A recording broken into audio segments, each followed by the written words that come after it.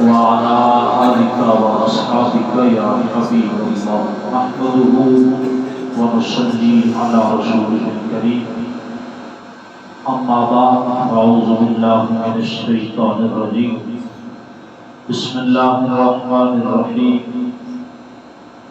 أجيب دعوة الداع إذا دعان قال الله تعالى في مقام الآخر وقال ربكم ادعوني أستجب لكم إن الذين يستكبرون عن عبادتي سيدخلون جهنم داخرين صدق الله العظيم إن الله وملائكته يصلون على النبي يا أيها الذين آمنوا صلوا عليه وسلموا تسليما الصلاة والسلام عليك يا سيدي يا رسول الله وعلى آلك وأصحابك يا سيدي يا حبيبي يا حبيب الله. اللہ تعالیٰ کے فضل و کرم اور پاک محبوب علیہ السلام کی نگاہ رحمت و ناز کا صدقہ آج آپ کے علاقے کی اس مسجد المعراج کے اندر مسجد کے خادم محمد وحید بھائی کے والد صاحب کے سالانہ ختم پاک کی اس مقدس نشست میں مجھے اور آپ کو حاضری کا شرف مل رہا ہے. دعا فرمائے اللہ جل وعلا ہماری حاضری اپنے دربار میں قبول فرمائے.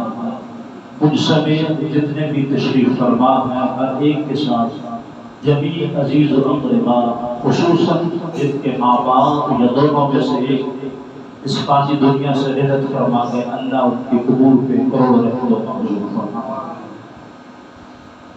میرے ذمہ اشارہ ثواب کا موضوع لگایا گیا. مختصر وقت میں اسی حوالہ سے تک معروضات قرآن و حدیث کی روشنی میں آپ تک پہنچانے کی کوشش کروں گا. دعا فرمائے اللہ مجھے حق کہنے کی آپ کو حق سن کر سمجھنے کی توفیق عطا فرمائے. اشارہ ثواب بعد از وصال اپنے مردوں کو ثواب پہنچانا شریعت کی روح میں اسے اشارہ ثواب کہا. اشارہ کا مطلب پہنچانا اور ثواب کا مطلب ثواب. زندوں کو بھی اشارہ ثواب پہنچ سکتا ہے لیکن عرف عام میں مشہور یہی ہے کہ اپنے مرحومین کے لیے اشارہ ثواب کیا جاتا ہے. اور اشارہ ثواب کو اگر ہم مختصر لفظوں میں بیان کریں تو اپنے مرحومین کے لیے دعائیں مغفرت کرنا اسے اشارہ ثواب کہتے ہیں. سورہ بقرہ دوسرا پارہ ہے. اللہ فرماتا اجیب دعوت الداع اذا دعان. جتنے بھی مذاہب باطلہ کے افراد ہیں یا اشارہ ثواب کے منکرین ہیں بالخصوص ان تمام کا رد قرآن پاک کی اسی آیت مبارکہ سے ہو جاتا ہے. اللہ جل وعلا پاک محبوب علیہ السلام کی امت کے گناہگاروں سے یہ ارشاد فرماتا ہے اجیب دعوت الداع اذا دعان کہ جب بھی مصطفیٰ کی امتی مجھ سے دعا کرتے ہیں تو میں ان کی دعاؤں کو قبول فرما لیتا ہوں. اب اجیب دعوت الداع اذا دعان یہ شرط اور ساتھ جزا. رب تعالیٰ فرماتا ہے کہ جب بھی 24 گھنٹوں میں سے کسی لمحے بھی پاک محبوب علیہ السلام کی امت کا کوئی فرد بھی اپنے کسی مسلمان کے لیے مغفرت کی دعا اللہ کے حضور کرتا ہے تو اللہ فرماتا ہے میں اس کی دعا کو قبول فرما لیتا ہوں. جب لفظ قرآن پاک کی آیات مبارکہ کے اندر یہ قید نہیں ہے کہ اگر نماز ظہر پڑھ کے دعا مانگے گا تو رب قبول فرمائے گا, فجر کے بعد قبول نہیں کرے گا, جنازہ کے بعد تو دعا قبول ہو جائے گی, آیات بینات سورہ فاتحہ یاسین یہ صورتیں پڑھ کر دعا مانگے گا تو رب قبول نہیں فرمائے گا. اس طرح کی کوئی قید قرآن پاک کی سورہ مبارکہ میں موجود نہیں ہے, بلکہ آیت مبارکہ میں یہ ہے کہ 24 گھنٹوں میں سے کسی لمحے بھی کوئی بھی بندہ مومن اپنے مرحوم مسلمان بھائی کے لیے اپنے ماں باپ کے لیے دعا کرتا ہے تو اللہ اس کی دعا کو قبول فرما لیتا ہے. اب دعا ایصال ثواب کا مختصر نام ہے۔ اب 24ویں پارے کی آیت مبارکہ کا جو حصہ میں نے تلاوت کیا ہے، اللہ فرماتا ہے وَقَالَ رَبُّكُمُ ادْعُونِي أَسْتَجِبْ لَكُمْ، اے محبوب علیہ السلام آپ اپنے گناہگار امت سے فرما دیں وَقَالَ رَبُّكُمُ ادْعُونِي أَسْتَجِبْ لَكُمْ کہ وہ جب بھی اللہ کے حضور دعا کرتے ہیں تو اللہ ان کی دعاؤں کو قبول فرما لیتا ہے۔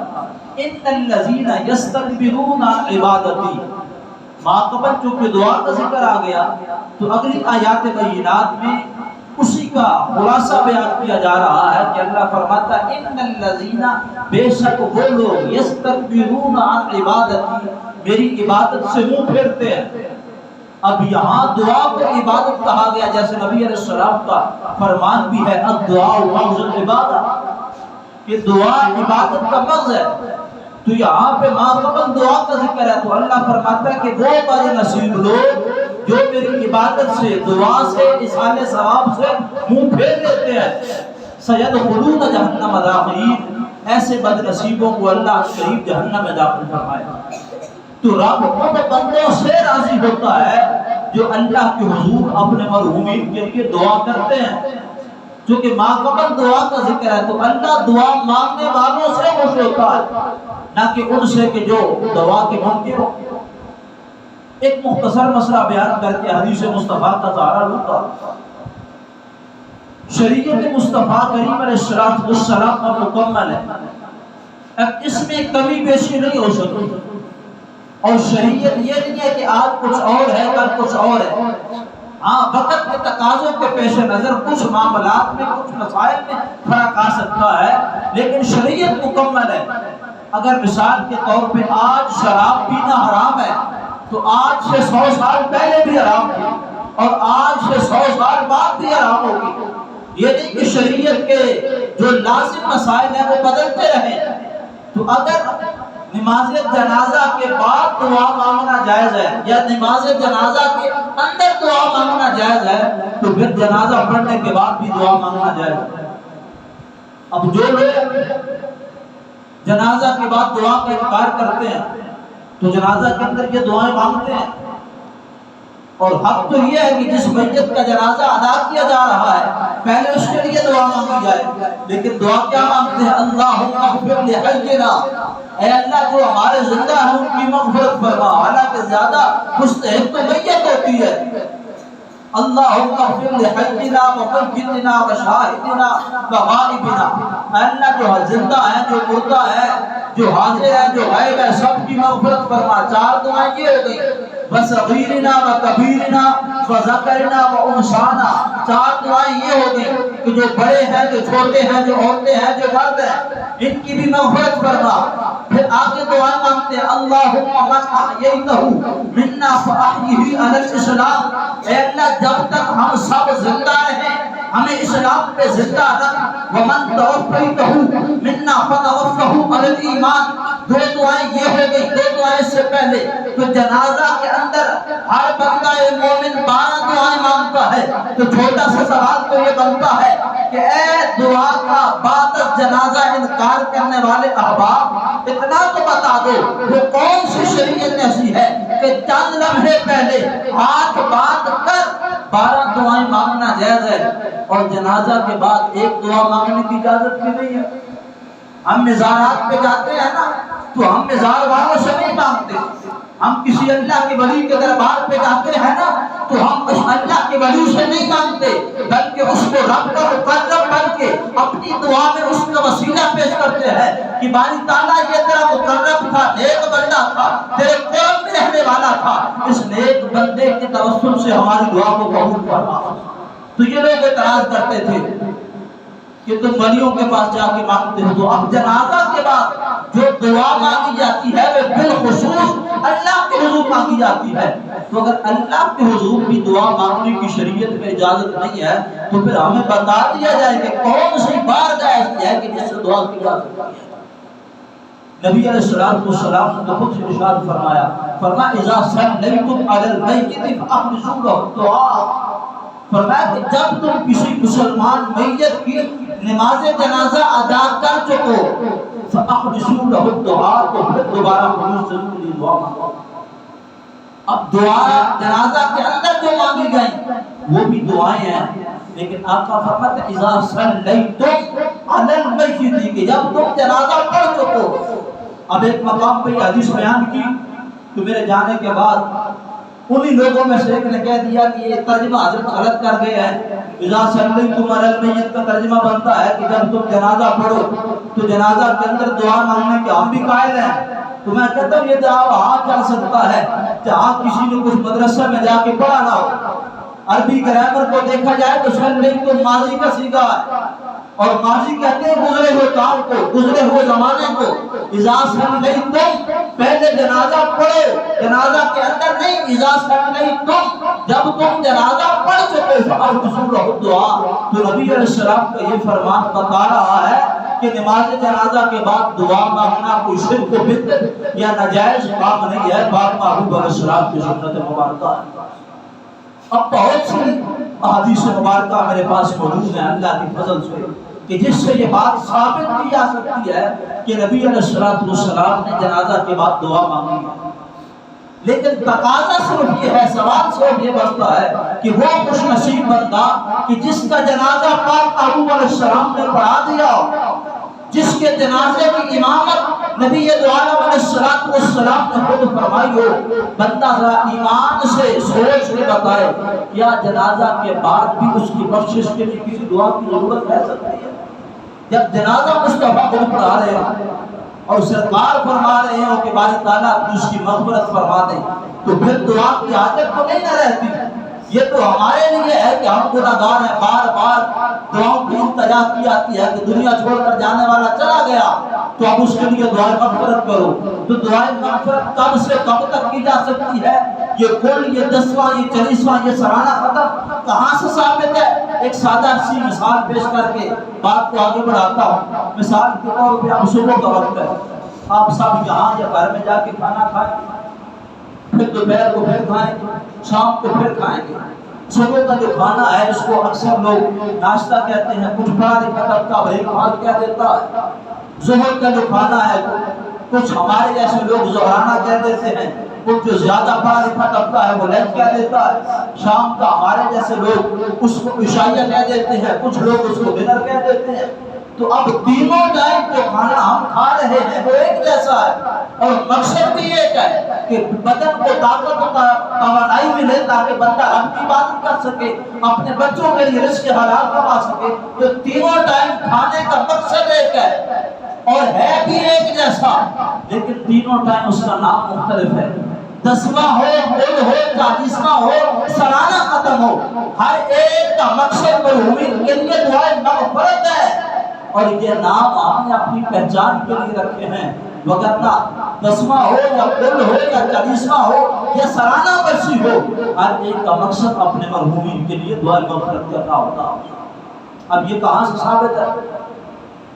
بہت سی کتب ہیں مثال ثواب کے حوالہ سے، لیکن یہ میں اصول بلغہ کے لیے کتاب ساتھ لے کے آئے، شرح الصدور، حضرت امام جلال الدین سیوطی علیہ رحمہ، وہ امام جلال الدین سیوطی جن کو پاک محبوب علیہ السلام کا ظاہری زندگی میں، یعنی کہ امام سیوطی کو جاگتی آنکھوں سے نبی علیہ السلام کا 72 مرتبہ دیدار نصیب ہوا، اور یہ وہ امام ہے کہ جب کچھ بدبخت نبی علیہ السلام کے والدین کے ایمان کے متعلق انکار کر رہے تھے کہ نعوذ باللہ من ذالک، نبی علیہ السلام کے والدین حالت ایمان میں دنیا سے لیں گے، تو امام سیوطی نے پہلے ایک رسالہ لکھا، پھر دوسرا، پھر تیسرا، حتیٰ کہ یکے بعد دیگرے 9 رسالے پاک محبوب علیہ السلام کے والدین کے ایمان کو ثابت کرنے کے لیے لکھے۔ تو پاک محبوب علیہ السلام کی امی جان حضرت سیدہ طیبہ طاہرہ حضرت آمنہ رضی اللہ تعالیٰ پاک محبوب علیہ السلام کی بارگاہ میں آئی اور کہا بیٹے محمد، ہر کسی کو آپ کا دیدار نصیب نہیں ہوتا، لیکن آپ کی بارگاہ کی آپ کی تمنا یہ ہے کہ وہ امام سیوطی جس نے ہمارے ایمان پہ دنیا والوں کو دلائل دیے ہیں، اس کو تم زندگی میں بار بار اپنا دیدار عطا فرما دینا۔ یہی وجہ ہے کہ امام سیوطی کو جاگتی آنکھوں سے عالم بیداری میں نبی دو عالم علیہ السلام کا 72 مرتبہ دیدار نصیب ہوا۔ کتنا بڑا امام، اور جس کو دنیا کے تمام تر مکاتب فکر کے لوگ مانتے ہیں، جن کا سن مثال 911 ہجری ہے، ان کی یہ کتاب شرح الصدور، پوری کی پوری کتاب اصحاب ثواب سے مزین ہے، لیکن میں چند احادیث مصطفیٰ اس حوالہ سے عرض کر کے اپنی گفتگو کو ختم کر دوں گا۔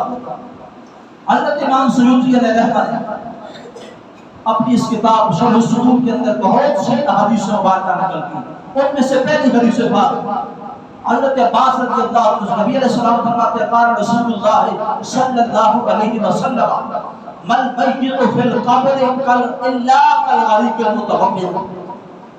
نبی علیہ السلام فرماتے ہیں کہ میری امت کی ہر میت شرط یہ ہے کہ وہ مسلمان ہو، مرد ہو یا عورت، من میت فی القبر الا کالغریق المتوقد، جب دنیا سے جاتی ہے نا میت مسلمان کی، مرد ہو یا عورت ہو، شرط یہ ہے کہ ہو مسلمان۔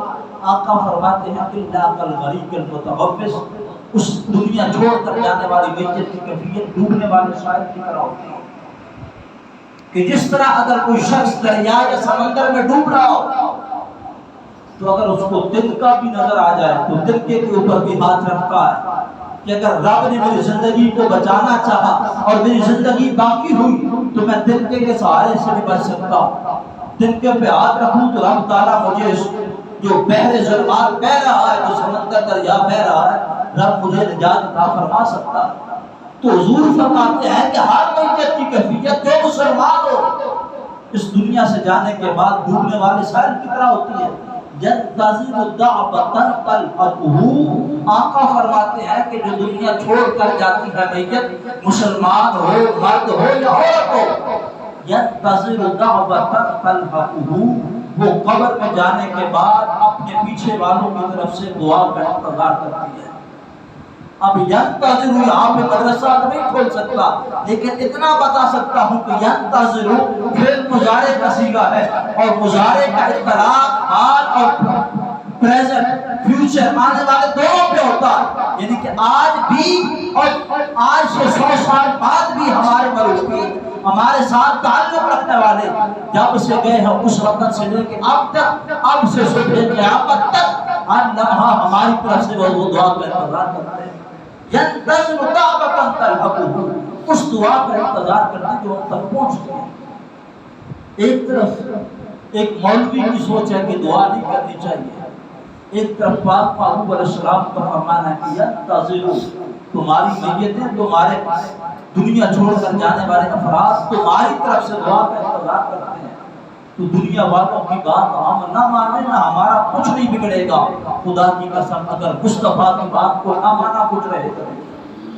آقا کا تقاضا ہے کہ تم دعا کرو، اور ایک چھوٹے سے طبقے کا کہنا ہے کہ دعا نہیں پہنچتی، تو ہم امتی مصطفیٰ کے ہیں، ہم نے کلمہ مصطفیٰ کا پڑھا ہے، اس لیے ہم جہاں پہ جمع ہے اپنے مرحومین کے لیے دعائیں مغفرت کرنے کے لیے، آپ کوئی فضول کام نہیں کر رہے، ہم پاک محبوب علیہ السلام اور آپ کے صحابہ کی سنت پہ عمل کر رہے ہیں۔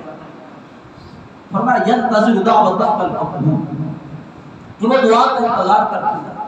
تو اب وہ دعا کا انتظار تو کرتی ہے، یا رسول اللہ یہ بھی بتا دیں دعا کرے کون اس کے لیے؟ تو اگلے الفاظ حدیث مصطفیٰ، یہ 306 صفحہ ہے اس کتاب کا، آقا کریم علیہ السلام نے فرمایا من اب او ام او اخ او صدیق او ولد۔ نبی علیہ السلام نے فرمایا کہ دنیا چھوڑ کر جانے والے کا باپ زندہ ہے تو وہ دعا کرے، اس کی ماں زندہ ہے تو وہ دعا کرے، اس کا بھائی زندہ ہے تو وہ دعا کرے، اس کی اولاد زندہ ہے تو وہ دعا کرے۔ لیکن نبی علیہ السلام نے یہ بھی فرمایا کہ میت قبر میں دعا کا انتظار کرتی ہے، پھر یہ بھی بتا دیا کہ کون کون دعا کر سکتا ہے، لیکن بالفرض چند لمحوں کے لیے یہ مان لیں کہ ان رشتوں میں سے اب کوئی رشتہ بھی زندہ باقی نہیں رہا، دنیا چھوڑ کر سب چلے گئے، تو پھر کیا؟ امام محمد نے جامع صغیر کے اندر حدیث پاک کو نقل فرمایا، اس حدیث کو یہاں پہ ایڈ کر کے اس حدیث کو آگے بڑھاؤں گا۔ نبی علیہ السلام نے صحابہ سے خطاب کرتے ہوئے مسجد نبوی شریف میں ارشاد فرمایا میرے صحابہ سن لو، حیاتی خیر لکم، میری حیات تمہارے لیے بہتر ہے۔ صحابہ اکرام نے جب یہ گفتگو سنی کہ سرکار فرما رہے ہیں کہ میری حیات تمہارے لیے بہتر ہے، تو عرض کی اللہ کے نبی صلی اللہ علیہ وسلم حیات کیسے بہتر ہے؟ تو پاک محبوب علیہ السلام نے فرمایا فعدسونا فعدسوکم، صحابہ حیات ایسے بہتر ہے کہ میں حدیث بیان کر دیتا ہوں تم سماعت کر لیتے ہو۔ فسکت النبی صلی اللہ علیہ وسلم بساعت، کچھ دیر نبی علیہ السلام خاموش رہے، آپ نے سکوت اختیار فرمایا۔ اس کے بعد نبی علیہ السلام نے پھر ارشاد فرمایا وفاتی خیر لکم، اے میرے صحابہ جیسے میری حیات بہتر ہے ایسے ہی میرا دنیا کو چھوڑ کر چلے جانا بھی بہتر ہے۔ صحابہ نے عرض کی یا رسول اللہ صلی اللہ علیہ وسلم حیات کی تو سمجھ آتی ہے، وفات آپ کا دنیا چھوڑ کر چلے جانا یہ کیسے بہتر ہے؟ تو نبی علیہ السلام نے فرمایا اعترض علی اعمالکم، میرے صحابہ جب میں دنیا سے چلا جاؤں گا ہر رات میرے ہر امتی کا نامہ اعمال میرے سامنے پیش کیا جائے گا، ہر رات ہر امتی کا نامہ اعمال۔ فرأیتہ حیرا عملت لکم، میں اس کو دیکھوں گا اگر میرے امتی کے نامہ اعمال میں نماز بھی ہوئی، تلاوت قرآن بھی ہوئی، زکوٰۃ و خیرات بھی ہوا، ہمسایوں سے اچھا سلوک بھی ہوا، تو آقا فرماتے ہیں میں قبر میں رہ کر اپنے امتیوں سے دوری کا اظہار فرماؤں۔ فرأیتہ شرا، اگر اچھا نہ ہوا استغفرت لکم فی قبرہ، فرمایا میری امت پریشان نہیں ہونا، مصطفیٰ اپنی قبر میں اس گناہگار امتی کے لیے دعائیں مغفرت فرما دے گا۔ اگر کوئی رشتہ زندہ نہ ہو تو اس کی بخشش کے لیے میرے آقا کی دعائیں کافی تھا، کیونکہ رب نے خود پاک محبوب علیہ السلام سے ظاہری حیات مبارکہ میں فرما دیا تھا وصلی علیہم، اے محبوب علیہ السلام اپنی اس گناہگار امت کے لیے دعا فرمایا کریں، ان صلاتک سکن لہم، کیونکہ آپ کی دعاؤں سے آپ کی امت کو سکون ملتا ہے۔ جس طرح میرے آقا ظاہری حیات میں دعا فرماتے رہے، بعد از وصال عقیدہ اہل سنت کے مطابق میرے آقا قبر میں روح اور جسم دونوں کے ساتھ زندہ ہے، اور مصطفیٰ کا جو امتی مصطفیٰ سے جو مانگتا ہے وہ عطا فرماتا ہے۔ آپ اس حدیث کو آگے بڑھاتے ہیں، اب دعا کرے اس کا باپ بھائی رشتہ دار کوئی بھی، کیونکہ آخر میں فرما دیا اور شریک اس کا کوئی دوست عزیز و اقربا کوئی بھی زندہ ہے دعائیں مغفرت کرے، تو اللہ کی نبی اگر وہ دعا کرے گا تو قبر والے کو دعا پہنچ بھی جائے گی۔ تو نبی علیہ السلام نے فرمایا فَإِذَا ذَلِكَ ہو، فرمایا صرف دعا کا انتظار نہیں کرتی میت، جب دعا اس کو مل جاتی ہے، دعا اس تک پہنچ جاتی ہے، کان احب الیہ من الدنیا وما فیہا، آقا فرماتے ہیں کہ اگر ظاہری زندگی میں اس کو دنیا بھر کی حکومت مل جاتی تو وہ اتنا خوش نہ ہوتا جتنا بعد از وصال اپنے پیچھے رہ جانے والے لواحقین کی طرف سے دعا کی مدد میں خوش ہوتا۔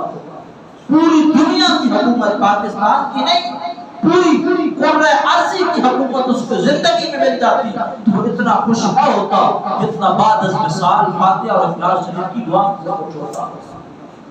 اور نبی علیہ السلام نے فرمایا وَإِنَّ اللَّهَ تَعَالَى لَيَدْخُلُ عَلَىٰ أَهْلِ الْقُبُورِ مِنْ دُعَاءِ أَهْلِ الْأَرْضِ أَمْثَالَ الْجِبَالِ، کہ اللہ زندوں کی دعاؤں کو مردوں کی قبروں میں پہاڑوں کی مانند ثواب جمع کر کے داخل فرما دیتا ہے۔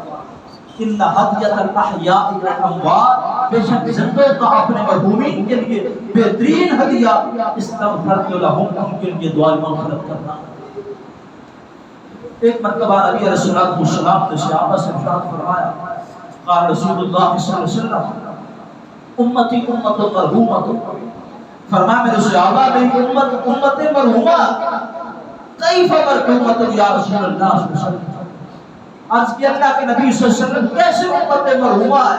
تو نبی علیہ السلام نے فرمایا تدخل من قبورها بذنوبها وتخرج من قبورها لا ذنوب علیہا، فرمایا امت مرحومہ ایسے ہے کہ میری امت کے گناہگار جب دنیا سے جائیں گے تو گناہوں کے پہاڑ ساتھ لے کے قبروں میں جائیں گے، وَتَخْرُجُ مِنْ قُبُورِهَا لَا ذُنُوبَ عَلَيْهَا، کل قیامت کے دن جب قبروں سے نکلیں گے تو گناہوں سے پاک ہو چکے ہوں گے۔ صحابہ کرام نے ہاتھ باندھ دیا اللہ کے نبی صلی اللہ علیہ وسلم دنیا میں تھے، دنیا دار عمل ہے، قبر دار انتظار ہے، دنیا میں نماز پڑھتے قرآن پڑھتے گناہ معاف ہوتے درجات بلند ہوتے، اللہ کے نبی صلی اللہ علیہ وسلم جب بندہ دنیا چھوڑ کے چلا گیا نہ قبر میں قرآن پڑھنا ہے، نہ زکات دینی ہے، نہ صدقات و خیرات کرنا ہے، عام بندہ مومن کے حوالہ سے میرے آقا کو صحابہ کا اور امت مصطفیٰ کے اولیاء کے حوالہ اس سے مختلف ہے، عام بندہ مومن کی بات ہے۔ تو نبی علیہ السلام نے فرمایا میرے صحابہ دنیا سے گئے تو گناہ ساتھ لے کے کل قیامت کے دن نکلیں گے تو گناہوں سے پاک ہو کے، تو فرمایا یلخصھا باستغفار المؤمنین، اپنے پیچھے لواحقین پاسمان گان چھوڑ گئے تھے، اللہ نے ان کی دعاؤں کے صدقے سے قبر والوں کے گناہوں کو معاف فرما دیا۔ اب یہ ساری حدیثیں بخاری اور مسلم کے صفحات میں بھی موجود ہیں۔ یہی امام سیوطی ہیں جو قرآن کی شرح اور تفسیر لکھے تو تفسیر جلالین لکھتے ہیں۔ یہی امام سیوطی ہیں جب قرآن کی دوسری تفسیر لکھے تو تفسیر در منصور لکھتے ہیں۔ تو یہی امام سیوطی ہیں جب امت کے اندر اصال ثواب کے عقیدے پہ حملہ ہو رہا تھا تو امام سیوطی نے شرح الصدور لکھ کے امت مصطفیٰ پہ ساتھ فرمایا۔ اس حوالے سے دو حدیثیں مختصر وقت میں آپ کے سامنے پیش کر کے گفتگو ختم کر رہا ہوں۔ نبی علیہ الصلوۃ والسلام کی امت کے اندر اپنے والدین کے ساتھ جو تعلق ہے وہ کتنا مضبوط ہوتا ہے۔ اب قرآن کے دامن میں دیکھنا وَقَضَىٰ رَبُّكَ أَلَّا تَعْبُدُوا إِلَّا إِيَّاهُ وَبِالْوَالِدَيْنِ إِحْسَانًا إِمَّا يَبْلُغَنَّ عِندَكَ الْكِبَرَ أَحَدُهُمَا أَوْ كِلَاهُمَا فَلَا تَقُل لَّهُمَا أُفٍّ وَلَا تَنْهَرْهُمَا وَقُل لَّهُمَا قَوْلًا كَرِيمًا وَاخْفِضْ لَهُمَا جَنَاحَ الذُّلِّ مِنَ الرَّحْمَةِ وَقُل رَّبِّ ارْحَمْهُمَا كَمَا رَبَّيَانِي صَغِيرًا۔ اب یہ والدین کے دو طرفہ حقوق رب نے ایک ہی مقام پہ بیان فرما دیا کہ جب تک والدین زندہ ہیں پھر ان کے حقوق کیا ہے، جب والدین دنیا چھوڑ جائیں پھر ان کے حقوق کیا ہے۔ جب تک زندہ رہیں ان سے نرمی میں بات کرنی ہے، سخت لہجہ نہیں اپنانا، اور جب دنیا چھوڑ کر چلے جائیں وَقُلْ رَبِّ ارْحَمْهُمَا كَمَا رَبَّيَانِي صَغِيرًا، تو اللہ کی حضور دعا کرنی ہے مالک جس طرح میرے ماں باپ میرے بچپن میں میرے ساتھ رحم فرماتے رہے، اب وہ تیرے حضور حاضر ہو چکے تو ان کے ساتھ رحم کرم والا ہوتا۔ خلاصہ میں نے دے دیا ہے نا ساری آیات کا۔ اب ایک حدیث پاک کے حوالہ سے سنیں۔ قال رسول اللہ صلی اللہ علیہ وسلم، حضرت ابو ہریرہ رضی اللہ عنہ حدیث پاک مروی ہے، ان اللہ تعالی لیرفع الدرجات للعبد الصالح فی الجنہ۔ آقا فرماتے ہیں کہ جب رب تعالیٰ اپنے بندوں میں سے کسی بندے کے جنت کے اندر درجے بلند فرماتا ہے، اب بندہ خبر نہیں لیتا، رب اس کے درجے جنت میں بلند فرماتا ہے، تو فیقول یا ربی ان لی ھذا، بندہ عرض کرتا ہے قبر والا، ہم نہیں سنتے آقا سنتے تھے تو آقا نے اپنی امت کو بتا دیا۔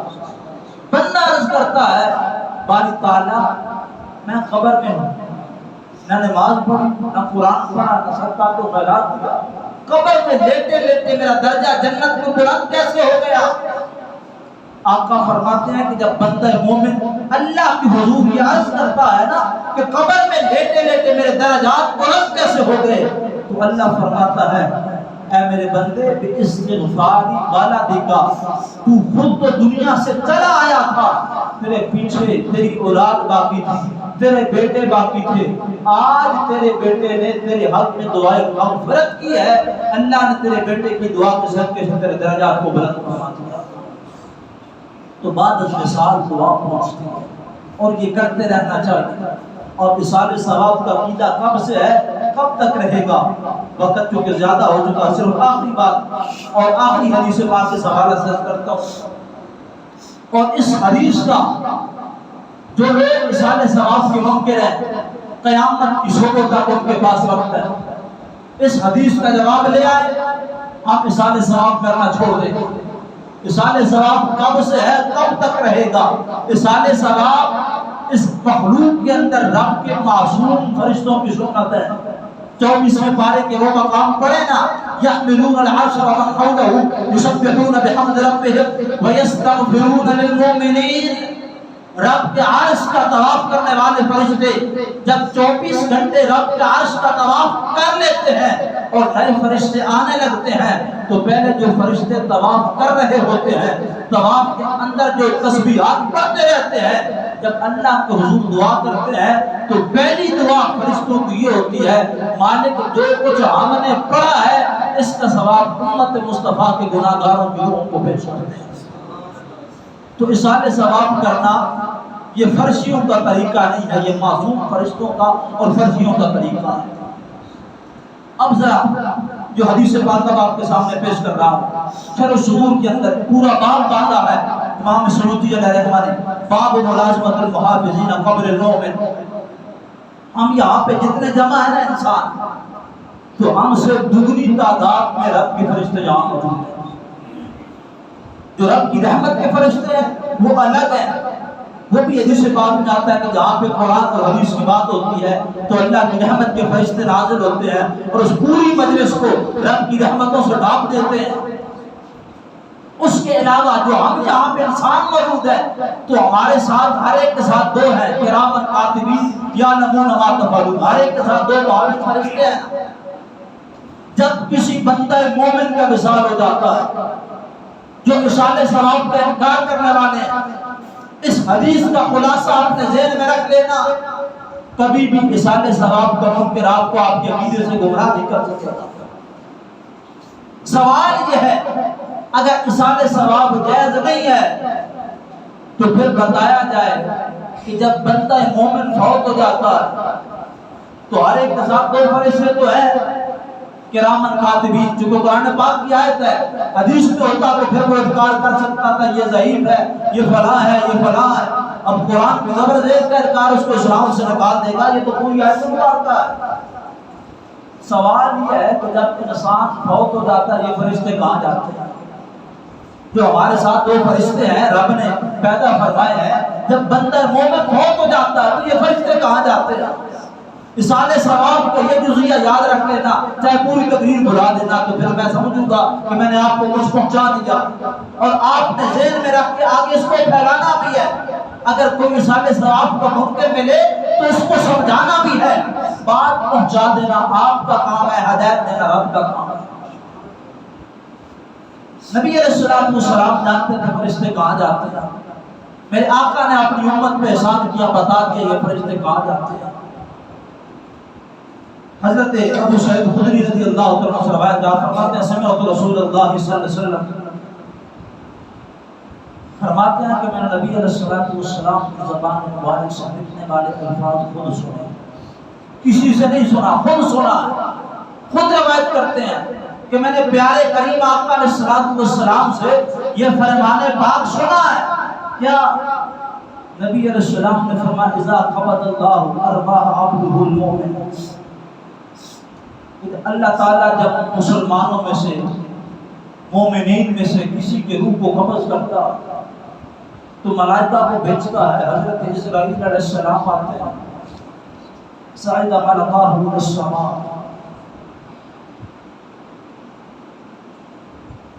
گفتگو ہوتی ہے، وہ بندہ مومن کی روح کو اٹھا کے لے جاتے ہیں اور جب بندہ مومن کی روح کو قبض کر لیتے ہیں اب آسمان کی طرف جانا چاہتے ہیں. بندہ مومن کا وصال ہو گیا. اب جیسے ہی بندہ مومن کا وصال ہوا تو فرشتوں کی ذمہ داری تو ختم ہو گئی. فرشتے تھے اس کی اچھائیاں اور برائیاں لکھنے کے لیے. اب نہ اس نے گناہ کرنا ہے نہ کوئی اچھا کام کرنا ہے.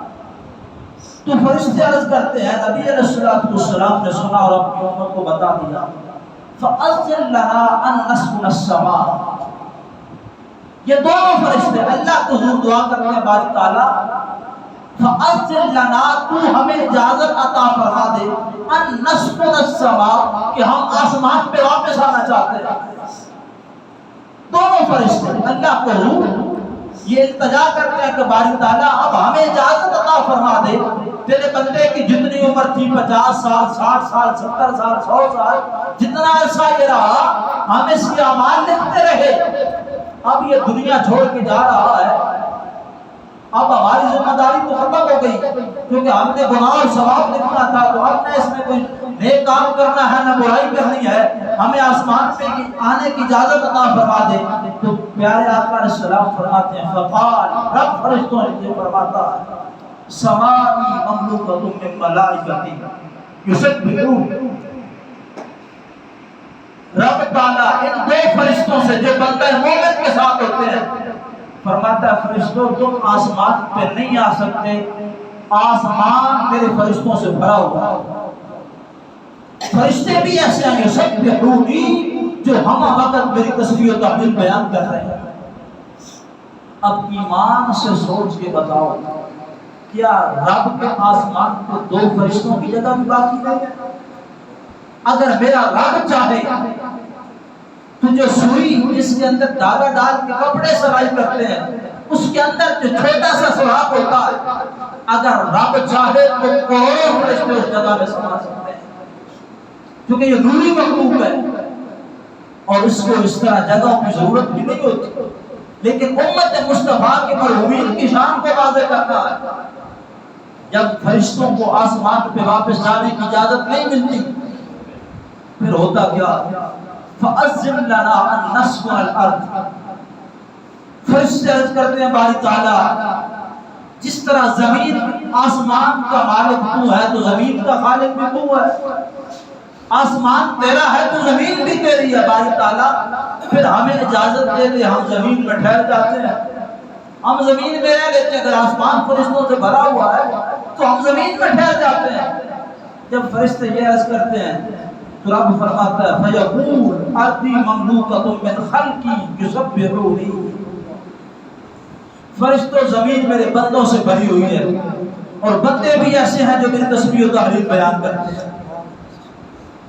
رب فرماتا ہے جب یہ فرما دیتا ہے تو فرشتے کرتے ہیں باری تعالیٰ نہ آسمان پہ آنے کی اجازت دیتا ہے نہ زمین پہ رہنے کی اجازت دیتا ہے، بتا پھر ہم کہاں جائیں، ٹھکانہ بھی بتا دینا ہم کہاں جائیں، نہ زمین پہ رہنا ہے نہ آسمان پہ آنا ہے۔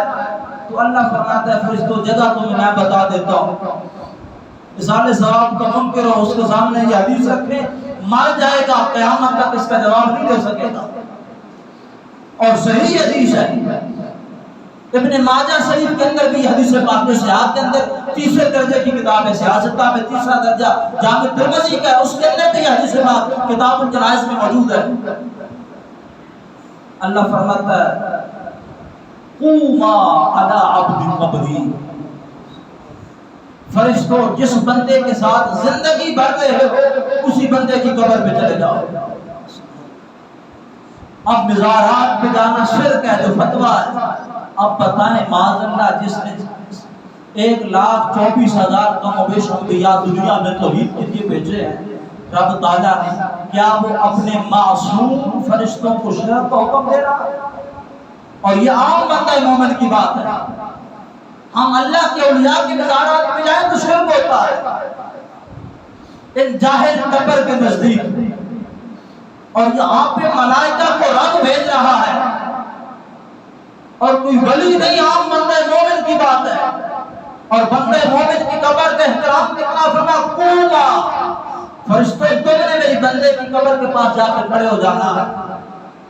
اب فرشتے سنت والا نوم، وہ سونے اور جاگنے سے پاک ہے، بھوک اور پیاس سے پاک ہے۔ فرشتے عرض کرتے ہیں باری تعالیٰ ہم تیرے حکم کے پابند ہیں، یفعلون ما یؤمرون، اللہ کا قرآن کہتا فرشتے وہی کرتے ہیں جو قرآن حکم دیتا ہے۔ اب بندے مومن کی قبر پہ چلے گئے، باری تعالیٰ بندے مومن کی قبر پہ آ گئے، اب یہاں پہ فقط کھڑے رہنا ہے یا کچھ پڑھنا بھی ہے، اور پڑھنا ہے تو اس بندے کے کل ہونے تک، 10واں ہونے تک، 40واں ہونے تک یا سالانہ ختم ہونے تک۔ تو رب فرماتا ہے فرشتوں وظیفہ تمہیں بتا دیتا ہوں، اور یہ وظیفہ تم نے پڑھنا ہے۔ وہ وظیفہ کیا ہے؟ اللہ فرماتا ہے فسبحانی وہللانی وکبرانی، سادہ ترجمہ یہ بنے گا فرشتوں تم نے میرے بندے کی قبر کے قریب کھڑے ہو کر پڑھنا ہے سبحان اللہ والحمدللہ ولا الہ الا اللہ واللہ اکبر، یعنی کہ بندہ مومن کی قبر کے قریب کھڑے ہو کر فرشتوں نے تیسرے کرنے کا وظیفہ کرنا ہے۔ اب فرشتے کتنی دیر پڑھیں گے؟ اس کا کل ہونے تک، 10واں ہونے تک، 40واں ہونے تک، سالانہ ختم ہونے تک نہیں، الى یوم القیامہ، اب قیامت تک فرشتوں نے تیسرے کرنے کا وظیفہ پڑھنا ہے۔ اب یہاں پہ ایک مسئلہ اور ذہن نشین رکھیں، اگر ہم قرآن پڑھیں، یاسین پڑھیں، فاتحہ شریف پڑھیں، سورہ رحمان پڑھیں، تو ہمارا حکم یہ ہے کہ ہمارے گناہ معاف ہوتے ہیں، درجے بلند ہوتے ہیں، نیکیاں ملتی ہیں۔ فرشتے معصوم ہیں، زمین پہ اللہ کے انبیاء معصوم ہیں، آسمانوں میں رب کے ملائکہ معصوم ہیں، تو ان کا تو گناہ ہے کوئی نہیں۔ تو ان دو فرشتوں نے جو زندگی بھر بندے مومن کے ساتھ رہتے ہیں، 24 گھنٹے اور قیامت تک تیسرے کلمے کا وظیفہ پڑھنا ہے، اور 24 گھنٹے پڑھنا ہے، کیونکہ سونے جاگنے اٹھنے کے اور کھانے پینے کے کہیں آنے جانے کے یہ محتاج تو ہے نہیں۔ 24 گھنٹے اس بندے مومن کی قبر پہ کھڑے ہو کر ملائکہ نے یہ وظیفہ پڑھنا ہے، تیسرے کلمے کا ذکر کرنا ہے اور قیامت تک کرنا ہے۔ ہم پڑھتے ہیں تو اپنا فائدہ ہوتا ہے کہ گناہ معاف ہوتے ہیں، ان کے تو گناہ ہے ہی کوئی نہیں۔ تو عرض کرتے ہیں باری تعالیٰ ہم پڑھیں گے اور 24 گھنٹے پڑھیں گے اور قیامت تک پڑھیں گے، باری تعالیٰ بتا دے اس کا ثواب کہاں جائے گا؟ تو پیارے آقا فرماتے ہیں، اللہ فرشتوں سے فرماتا ہے اکتباہ لعبدی، فرشتوں پڑھنا تم نے ہے، ثواب میرے بندے کا نام ہے۔ اب سرکار کی امت کے لیے دعائیں مغفرت کون کرتا ہے؟ رب کی عرش کا طواف کرنے والے فرشتے بھی کرتے ہیں، اور جو بندے مومن کے ساتھ فرشتے کرام کاتبین یہ بھی کرتے ہیں۔ اب اس حدیث پاک کو لکھنے کے بعد امام سیوطی نے بڑا خوبصورت خلاصہ دیا ہے۔